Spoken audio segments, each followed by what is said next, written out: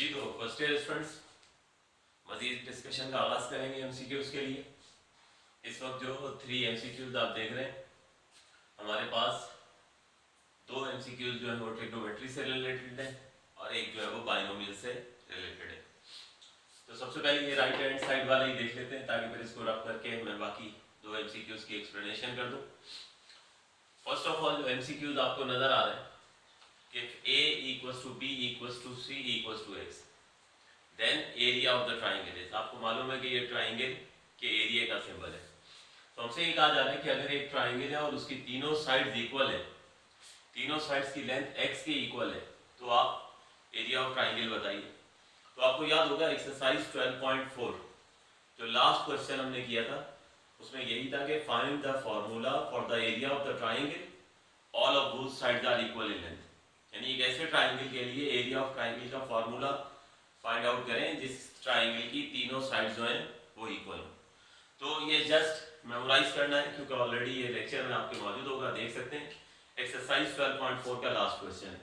तो equilateral triangle के लिए जो हमने फार्मूला ड्राइव किया था हीरोज फार्मूले की मदद से, वो आया था हमारे पास x² इंटू √3/4।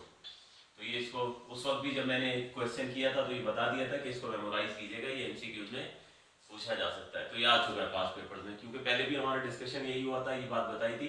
ये सारे जो एमसीक्यूज में डिस्कस कर रहा हूँ ये वो एमसीक्यूज हैं जो ऑलरेडी पास पेपर्स में आ चुके हैं। तो हमारे पास इक्विलेटरल ट्राइंगल का एरिया x² इंटू √3/4। तो ये था हमारा फर्स्ट एमसीक्यूज। मैं यहाँ वीडियो को पॉज दूंगा, आप जरा इसको वीडियो को रोक कर आप जो इसको नोट डाउन कर लीजिए, फिर उसके बाद हम ये 2 एमसीक्यूज करते हैं।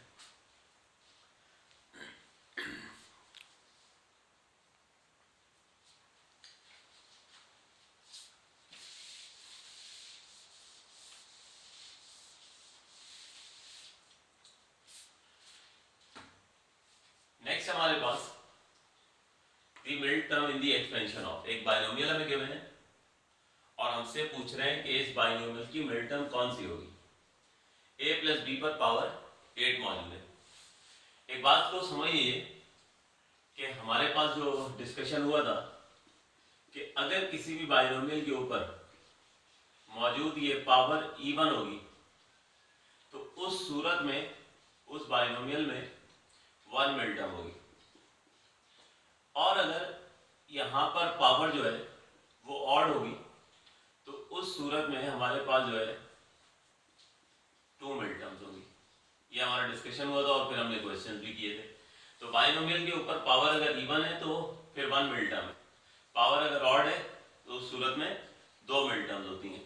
तो इस वक्त पावर हमारे पास इवन है, यानी इसका मतलब ये हुआ कि इस बाइनोमियल में 1 ही मिड टर्म एग्जिस्ट करनी है। उसको आइडेंटिफाई कैसे करते हैं?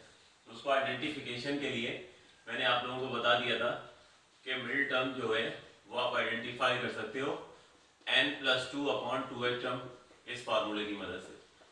तो n कहते हैं बाइनोमियल के ऊपर मौजूद पावर को, जो इस वक्त 8 है। तो हम यहाँ पर n की वैल्यू 8 जो है वो अगर पुट कर दें तो हमें पता चल जाएगा कि मिड टर्म जो है वो 8+2/2h टर्म है। तो 8+2 10, और 10 को जब आप 2 से डिवाइड करेंगे तो रिजल्ट आ जाएगा 5।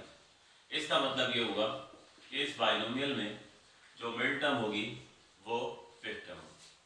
यही पूछा गया था हमें कि इस बाइनोमियल में मिड टर्म जो है वो कौन सी होगी। तो 5th टर्म जो है वो मिड टर्म होगी क्योंकि पावर इवन थी। इससे रिलेटेड एक और एमसीक्यू भी यहाँ डिस्कस कर लेते हैं। बाद में ये पूछ लिया जाता है इस तरह की कोई बाइनोमियल देकर कि आफ्टर एक्सपेंशन इसमें टोटल नंबर ऑफ टर्म्स कितनी होगी, टोटल नंबर ऑफ टर्म्स कितनी होगी। तो देखिए इस बात को समझ लीजिए कि हमेशा जब भी हम किसी बाइनोमियल को एक्सपेंड करते हैं तो जो भी बाइनोमियल के ऊपर पावर आती है उससे एक टर्म ज्यादा आती है आफ्टर एक्सपेंशन।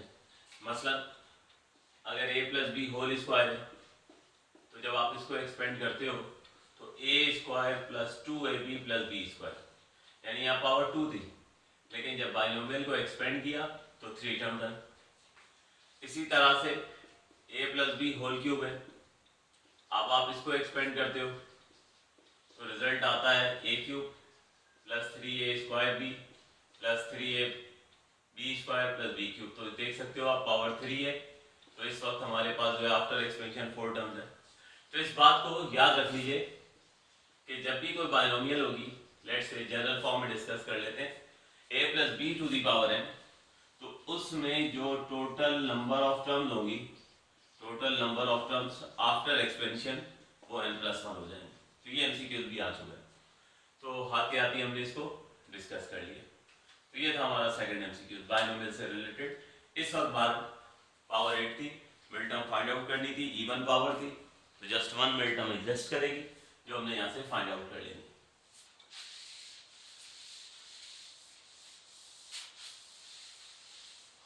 अब आ जाइए लास्ट एमसीक्यूज पर। चैप्टर नंबर 9.2 की इब्तिदा में हमने ये सीखा था क्वाड्रेंट फाइंड आउट करना। साइन ग्रेटर देन 0 है यानी साइन पॉजिटिव है, कॉस लेस देन 0 है यानी कॉस नेगेटिव है। आपसे क्वाड्रेंट पूछ रहे हैं, आपसे एंगल पूछ रहे हैं, तो ये हम इस तरह से सबसे पहले ये क्वाड्रेंट बना लेते हैं। ये हमारा फर्स्ट क्वाड्रेंट हो गया, ये हमारा सेकंड क्वाड्रेंट है, इसको हम थर्ड क्वाड्रेंट कहते हैं और इसको हम फोर्थ क्वाड्रेंट कहते हैं। इन क्वाड्रेंट में आपको किस तरह से बताया था, ऐड शुगर टू कॉफी, ये जुमला याद रखिए, ऐड शुगर टू कॉफी। इससे क्या होगा, ऐड का ए, शुगर का एस, टू का टी और कॉफी का सी। इससे एडवांटेज ये होगा कि आपको ये टेबल बनाना आसान हो जाएगा। ए से मतलब है और पॉजिटिव, यानी फर्स्ट क्वाड्रेंट के अंदर कोई भी ट्रिग्नोमेट्रिक एंगल होगा वो हमेशा पॉजिटिव रिजल्ट देगा। यहां पर एस मीन साइन, टी से टेंजेंट और सी से कॉस। तो मतलब ये हुआ कि फर्स्ट क्वाड्रेंट में तो सारे पॉजिटिव हो जाएंगे, यहां पर साइन पॉजिटिव होगा, लेकिन साइन के साथ साथ उसका रेसिप्रोकल भी कोसेक वो भी पॉजिटिव हो जाएगा। यहाँ टेंजेंट पॉजिटिव है तो उसका रेसिप्रोकल फंक्शन कॉट वो भी पॉजिटिव हो जाएगा। यहाँ कॉस पॉजिटिव है तो उसका रेसिप्रोकल सीकेंट भी पॉजिटिव होगा। तो ये टेबल आपके सामने, अब इससे आप आसानी जज कर सकते हैं। फर्स्ट कंडीशन क्या है कि साइन पॉजिटिव है, साइन ग्रेटर देन 0 है, ग्रेटर देन 0 का मतलब पॉजिटिव है। तो एक तो साइन यहाँ पर पॉजिटिव होता है फर्स्ट क्वाड्रेंट में, और एक यहाँ आप देख रहे हो साइन पॉजिटिव है। इसका मतलब क्या होगा कि साइन या तो फर्स्ट में पॉजिटिव होगा या सेकंड में पॉजिटिव होगा। तो इसका मतलब ये होगा कि थर्ड और फोर्थ रिजेक्ट हो गए। उसके बाद कॉस नेगेटिव है, कॉस लेस देन 0 है, तो यहाँ तो सारे पॉजिटिव होते हैं, इसलिए कॉस यहाँ पर जो है वो नेगेटिव नहीं हो सकता। इसी तरह कॉस यहाँ भी नेगेटिव नहीं हो सकता क्योंकि यहाँ तो इटसेल्फ कॉस और सीकेंट पॉजिटिव होते हैं। तो ये दो रिजेक्ट हो गए, फर्स्ट और फोर्थ। इसका मतलब या तो हमारा रिक्वायर्ड क्वाड्रेंट सेकंड होगा या थर्ड होगा। तो यहाँ दोनों टिक मार्क जहाँ मैच हो जाए वही हमारा रिक्वायर्ड क्वाड्रेंट होता था। तो दोनों टिक मार्क इस बार सेकंड क्वाड्रेंट में आपको नजर आ रहे हैं। तो इस तरह से हमारे इस एमसीक्यूज का जो आंसर होगा ये होगा सेकंड क्वाड्रेंट। होप्स को समझ आ गया होगा आपको, नोट कर सकते हैं आप।